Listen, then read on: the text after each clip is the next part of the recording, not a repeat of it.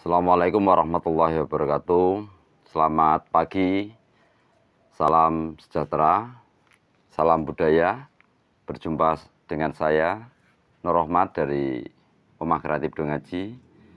Pada pagi hari ini kita akan belajar bersama kembali dengan membuat canting cap kertas berbahan limbah kertas kemasan, yang katanya adalah sudah menjadi teknologi tepat guna. Canting cap kertas ini adalah salah satu alat untuk mentransfer malam ke kain yang menjadi bagian dari teknik membatik.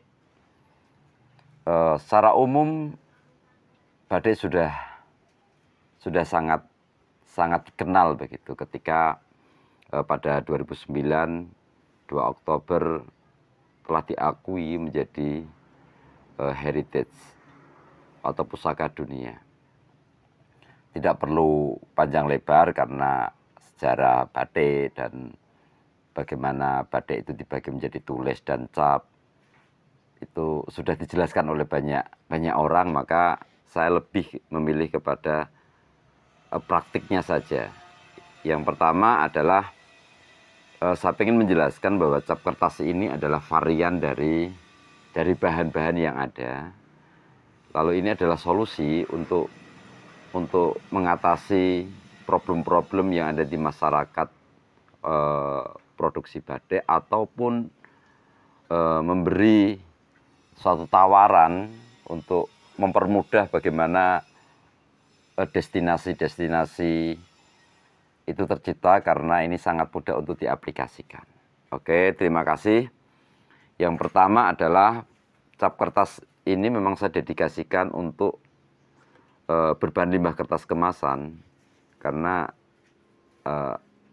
sampai kapanpun limbah kertas ini atau limbah itu adalah seksi, dan kita juga ikut menyumbang bagaimana dunia ini tetap bisa long life gitu. Yang pertama saya ingin menjelaskan bahan yang diperlukan. Tentunya adalah limbah kertas kemasan seperti bungkus rokok. Bungkus rokok ini bukan sponsor ya, tapi kebetulan ada di sebelah saya ini ada bungkus-bungkus rokok. Lalu nanti ada kertas karton. Kenapa saya memilih kertas karton? Karena kalau kita langsung mendesain di alas seperti triplek itu bagi teman-teman yang pemula itu akan kesusahan. Lalu kemudian ada triplek yang sebagai alasnya, penyangga alasnya untuk menempelkan karton ini atau menempelkan nanti ketika cap sudah selesai. Lalu setelah itu alat-alatnya berupa penggaris, cutter, gunting, lalu pinset, lalu ini apa namanya?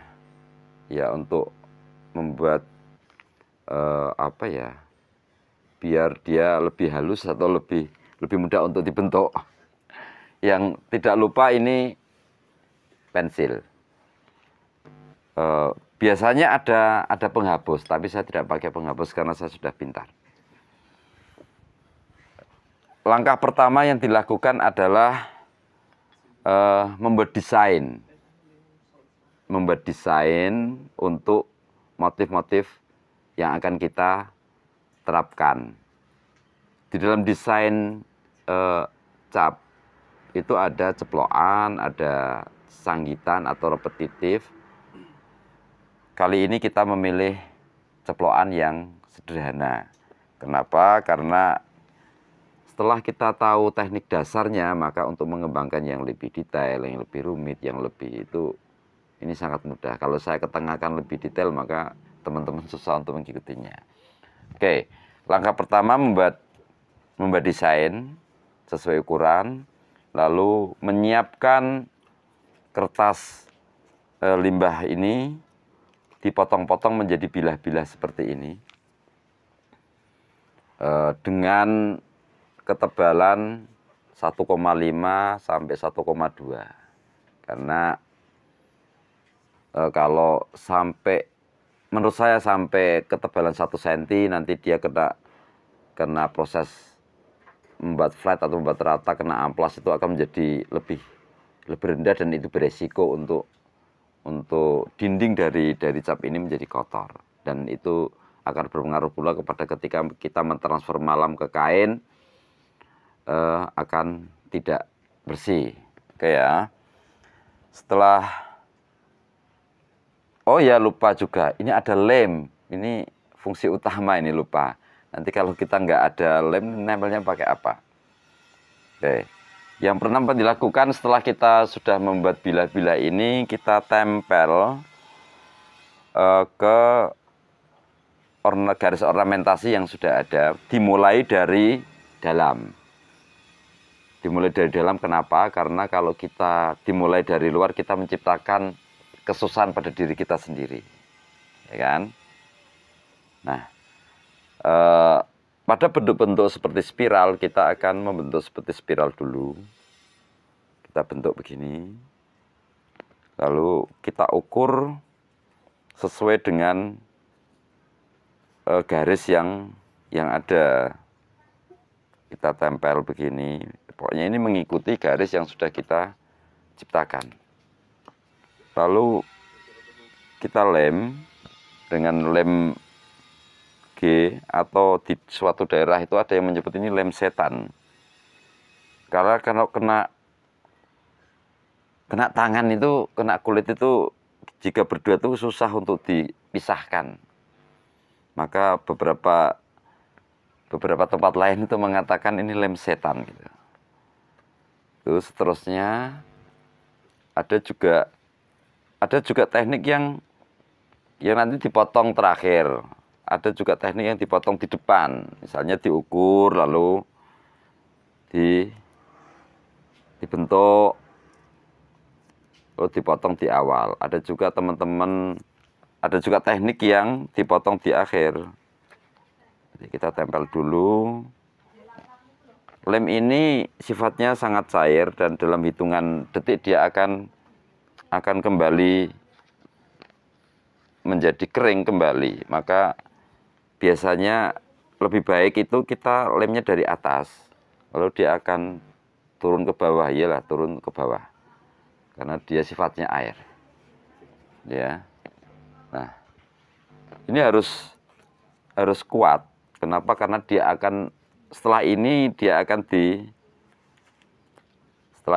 akan diamplas untuk meratakan, karena walaupun karena kita masih belum masinal, kita masih manual, pasti ada human error dalam kita membuat bilah. Itu paling terpaut berapa mili gitu pasti ada. Apalagi nanti dalam pemasangan, kalau kita tidak presisi, maka akan terjadi jeda ukuran, dan itu harus diamplas, diflatkan, supaya cap ini untuk mentransfer malam baik, hasilnya menjadi baik. Oke. Sampai diusahakan ini tempelannya itu, menempelnya itu rekat, dan potongnya presisi. Jadi tidak nempel kertasnya dipotong secara presisi, tidak miring. Kalau miring nanti ada sebagian yang tidak nempel, itu tidak kuat, karena dia akan berhubungan dengan panas juga. Nah, ini akan berpengaruh pada kekuatan. Kalau kekuatannya bagus, itu kemarin saya ketemu dengan beberapa teman pengguna, itu cap kertas ini mampu sampai 32.000 katanya. Itu bukan saya yang ngecap, tetapi teman-teman yang menggunakan pernah sampai segitu. Ini catatan untuk kekuatan yang maksimal. Oke, setelah ini sampai terus, lalu kemudian kita akan menempelkan kepada triplek. Menempel ke triplek agar dia rata, karena kalau pakai pakai karton ini dia akan tidak rata, gelombang gitu, apalagi nanti kena panas. Nah, setelah ditempel di triplek, maka kita akan melihat bagian-bagian mana yang tidak rata. Bagian-bagian, dan ini harus kuat juga nempelnya ke alasnya ini, ke triplek ini. Tuh, karena ya tadi juga kita berhubungan dengan panas, dan kalau dia sampai terangkat maka ketinggiannya juga akan berbeda. Nah, kemudian kenapa alasannya saya pakai triplek? Karena dia sudah, kadar dia sudah hilang. Lalu kemudian karena berhubungan dengan panas, kalau kita pakai kadar air yang kayu atau apa yang beresiko kadarnya masih ada, maka dia kena panas akan apa, bergerak gitu. Oke. Setelah kita tempel, maka alat yang kita gunakan adalah amplas. Kita sangat manual banget ini dengan sini, sangat manual banget. Sampai kita menciptakan cap amplas yang aplikasinya untuk meratakan ini. Jadi setelah itu kita amplas, karena mau tidak mau kita manual itu pasti ada human error. Kita amplas dengan tekanan yang rata kekuatannya, lalu diusahakan tidak merendah di satu sisi. Terus kita ratakan sampai dia rata, akan sangat kelihatan nanti. Dan pelan-pelan dulu, kemudian dilihat mana yang pola ngelemnya tadi nggak kuat. Tadi kita lihat, kita periksa lagi.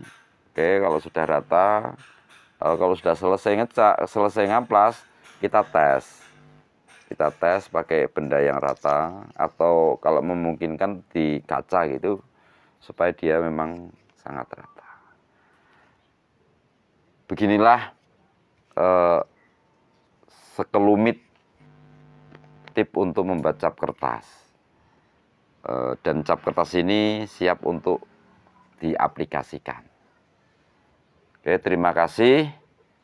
Ini hanya sharing atau belajar bersama sebentar. Semoga ini bermanfaat bagi teman-teman yang terinfluen atau yang ingin. Terima kasih. Assalamualaikum warahmatullahi wabarakatuh. Salam budaya.